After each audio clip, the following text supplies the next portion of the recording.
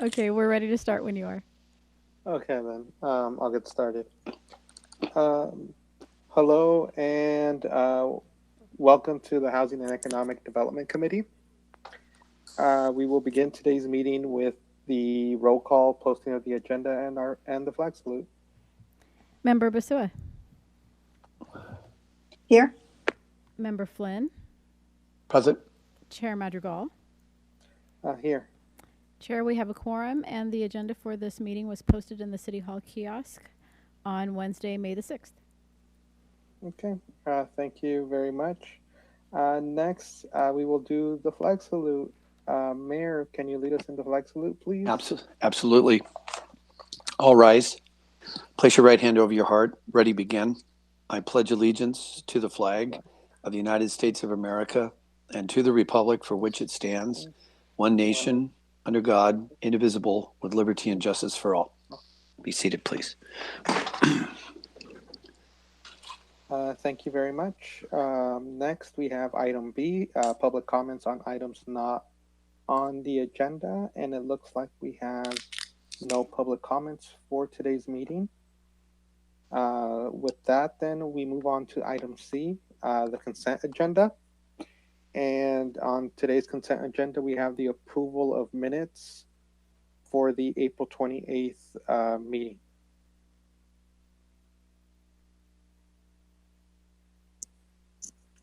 Is there a motion for approval of minutes?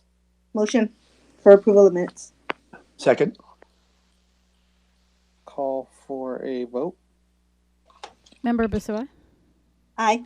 Member Flynn, Aye. Chair Madrigal. Aye. The motion to approve carries 3-0. Okay. Thank you very much. Continuing to item D, reports. We have a report subject amendments to Chapter 7 and 11 of the Oxnard City Code to establish fines for violation of commercial cannabis business regulations. It looks like Mr. Lambert will be presenting, correct? Before we start with that item, this is Ken Roselle with the City Attorney's Office. We just have a quick announcement as it relates to the retail cannabis application process. Yes. Okay, sorry, didn't know we're on here. As you know, that process closed last Friday on May 8th at 4 p.m. The city, however, has elected to reopen this process for an additional 8-day period. We'll be releasing the new guidelines for this reopened application process by Thursday, May 14th, and the new deadline will be Friday, May 22nd at 4 p.m. The city will promote the new deadline and the application process on the city's website and through social media, and the information will also be conveyed to individuals and companies that previously submitted applications and those individuals that are on the city's cannabis email list. And I'm happy to answer any questions that you may have regarding this revised process. I actually do have a question. Why was it reopened? This is a decision made by staff. Questions were raised by some of the applicants regarding the process. While we disagree with the positions they had, we wanted to ensure that for full transparency, that we would reopen the process and address issues which some of our applicants who are Oxnard residents claimed were unfair. So this was just a way to give everyone additional chance to correct some of the problems they had in their submittals, and to give people who met the deadlines the ability to add supplemental information if that is their desire to do so. Thank you. Okay. Well, thank you. I don't have any questions. Mayor, any questions on your behalf? I'm just interested in asking Mr. Roselle, without specifying who the complainants were, whether there was a commonality in those complaints, because I was getting emails in that regard. But I mean, did it have mostly to do with COVID-19 and or that the directions weren't as clear, or what was the essence of it? The claims were whether or not the applications had to be submitted by 4 p.m. or 5 p.m. We believe that we provided clear indication of this, which was an extended deadline for submittals. But, you know, at the same time, we're wanting to make sure everyone has the appropriate opportunities to submit their application. So far, we have a number of applications, more than 40, for 6 permits, so there's a lot of interest. But we do want everyone to have the full opportunity, and, you know, to provide, you know, fairness and due process. We are allowing everyone to add additional information or to modify their application if they wish to do so, and those who apparently missed the deadline because of some inconsistencies will have the ability to submit that information as well. Okay, thank you.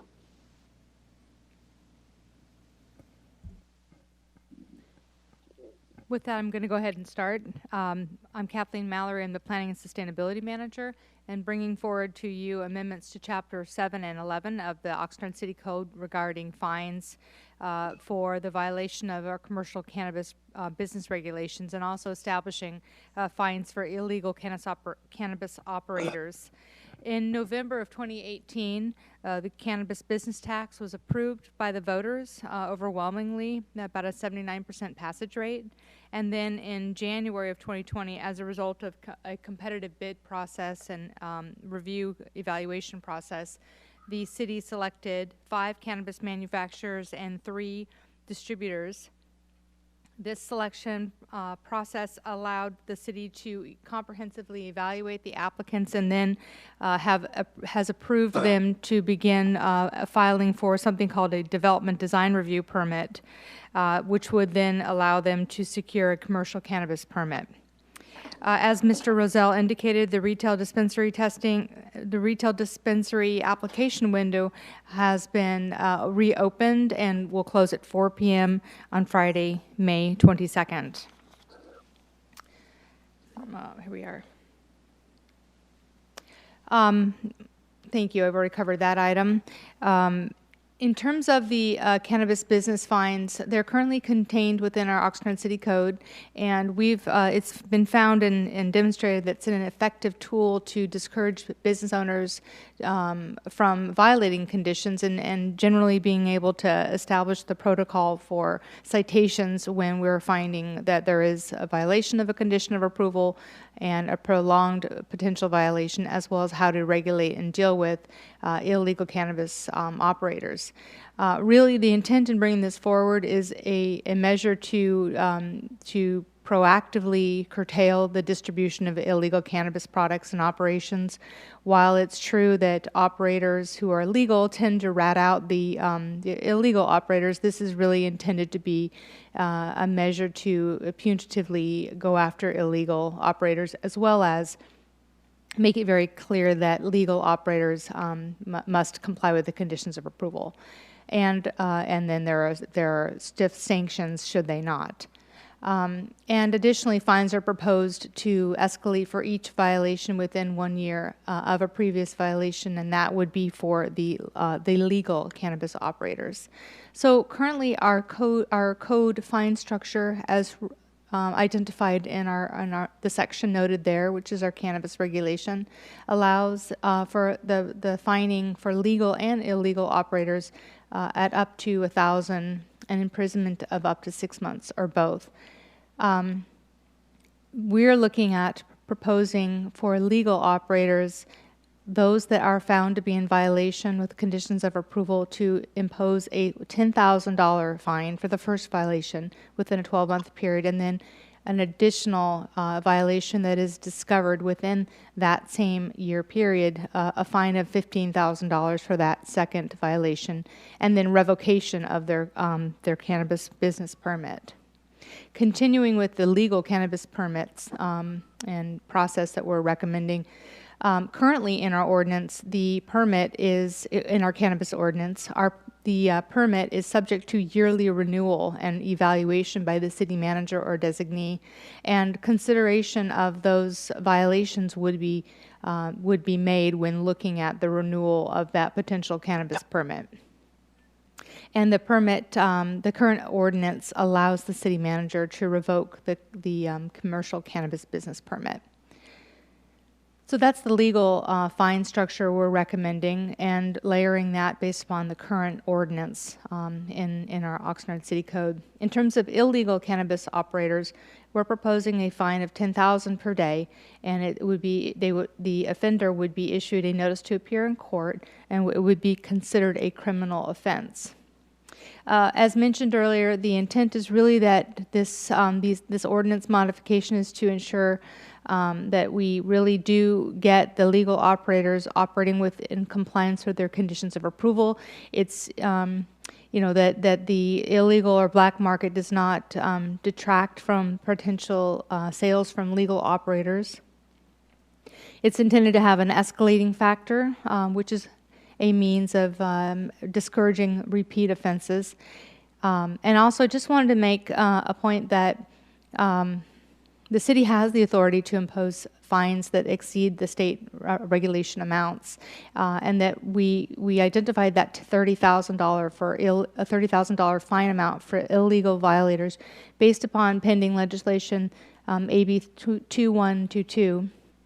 Where you can see that the recommendation is for $30,000 for each violation, and also based upon our research with other communities and jurisdictions that are really starting to step forward and look at this issue as well.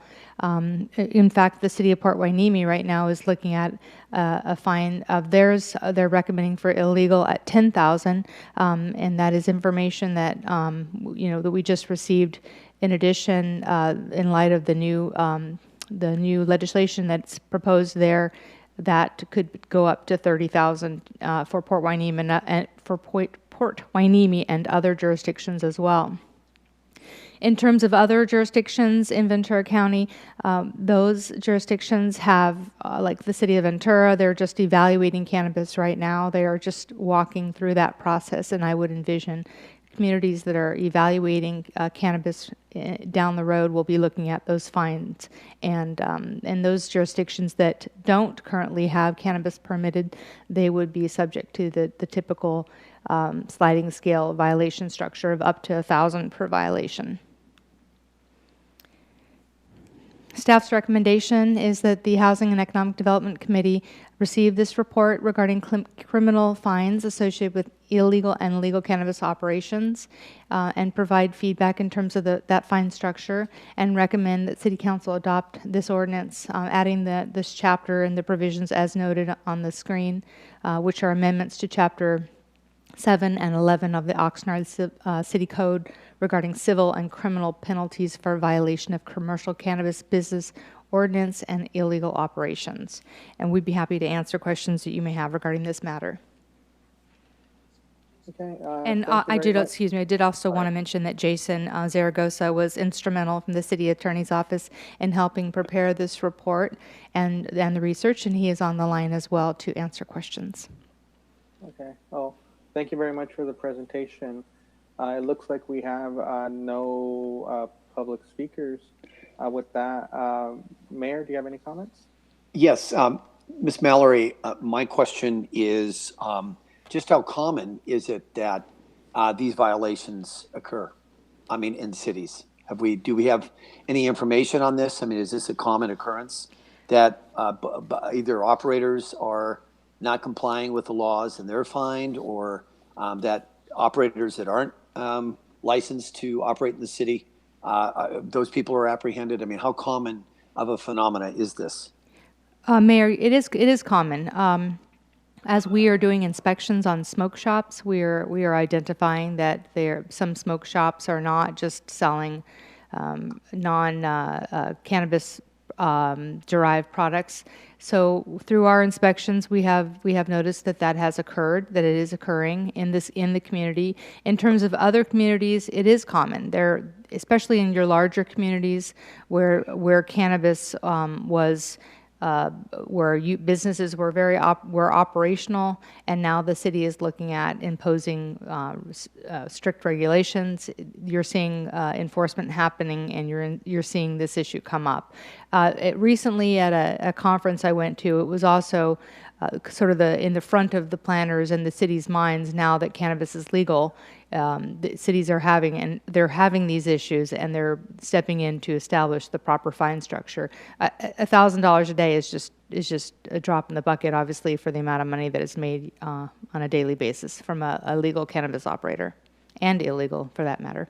And the last question is, I mean, alcohol is regulated by ABC, so how, in essence, who really does the enforcement in this, or is it just like with alcohol enforcement, it goes beyond ABC? It could be the police department, could be a variety of entities that get involved. Who ultimately is responsible for that, and is there going to be some kind of regular inspections? You were talking about smoke shops, so are there regular inspections?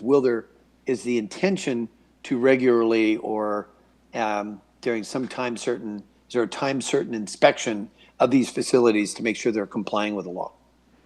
Sure, Mayor, many questions there. A few things come to mind to respond. There, and City Attorney's Office, and Jason and Ken, feel free to jump in. The first is in terms of who enforces this. It is a layered approach. For the legal operators, we have our code enforcement staff that would be involved in inspection.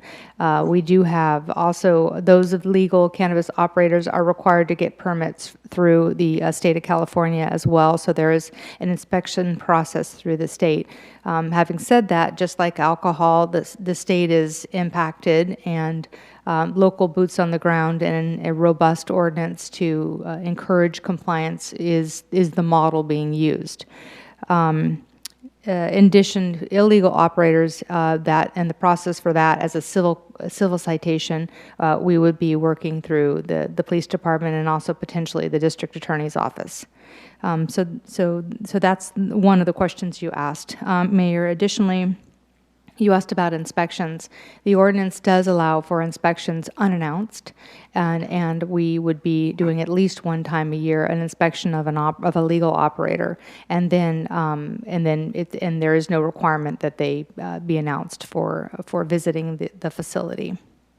And our ordinance does allow the renewal process, as mentioned earlier, to consider prior violations and compliance with conditions of approval. I see. And the final question, thank you, Mr. Chair and Committee Member Basua, for your time.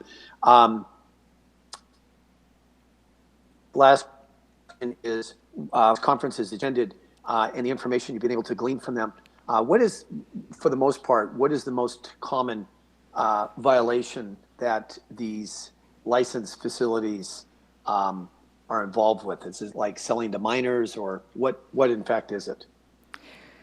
Mayor, I couldn't speak to the selling of the minors aspect because I don't have that information. But based upon some of the planning conferences that I've been to and looked at this issue, it tends to deal with product volume and handling, and also then hours of operation, sort of extending beyond those time frames. Also, there has been just generally best practices that have come up where operators have potentially not kept security officers where they may need to be. But that is very, very, those occurrences from conversations with other jurisdictions and conferences, that has been not as common. That's sort of on the lesser level of violations. Thank you very much. Okay, thank you. Councilwoman Basua? No, thank you. Thank you for the presentation and some of the questions the mayor already went and asked, so thank you. Okay. On my half, thank you. I think Mayor covered most, if not all, questions. So thank you very much for the presentation, Mallory. And with that, we have, this is recommendation. Is there a motion on the document? Motion to approve. Second. Call for a vote. Member Basua, Aye. Member Flynn, Aye. Chair Madrigal. Aye. The motion to approve carries 3-0. Okay, thank you very much. Continuing, we have item E, items for future agendas. Any items by either committee members? If committee Not on member, I'm sorry. I was just going to mention if committee member Brasua doesn't have any, I just wanted to follow up on one. Go ahead, Mayor. Yes. So I did speak with Mr. Lambert today about the request that I made at the last Economic Housing and Economic Development Committee meeting, and that is a progress report on what, in fact, is our staff doing to help businesses now that we've entered stage 2 of the governor's resiliency plan. And obviously, the goal is we want as many businesses that are that possible to be able to reopen. Right now, and obviously, it's retail. I found out today from Mr. Lambert that there's information on the fact that the county and the governor are already preparing for, I think, the second part of stage 2, which is allowing restaurants to reopen with dining, and then all the other possibilities that might entail. So I just want to say to my distinguished colleagues on the committee that I'm really excited that I believe it's in 2 weeks, our next committee meeting, we're going to get that presentation from Mr. Lambert and his staff. And I will say that his staff, he has 2 staff members, or there are 2 staff members, obviously, in the Economic Development Department, that they are working really hard to help businesses here in the city of Oxnard withstand the the closures and the process of applying for loans. And the final statement I'll make is that for anyone that perhaps is a business owner that's listening, this coming Thursday from 11 a.m. to 12:30 is a Economic Development Collaborative presentation by, again, a staff member. I think she runs an organization called Women's Economic Ventures, but it's the focus of the presentation is to help businesses navigate through the federal process of applying for loans and Paycheck Protection Act, all these other things, all these aid programs, so that it does help those businesses be able to apply for those loans, and hopefully it's going to get them through this crisis so that they can reopen and we get back to business. So thank you very much, Mr. Chair. I appreciate it, your time. Okay, well, thank you very much.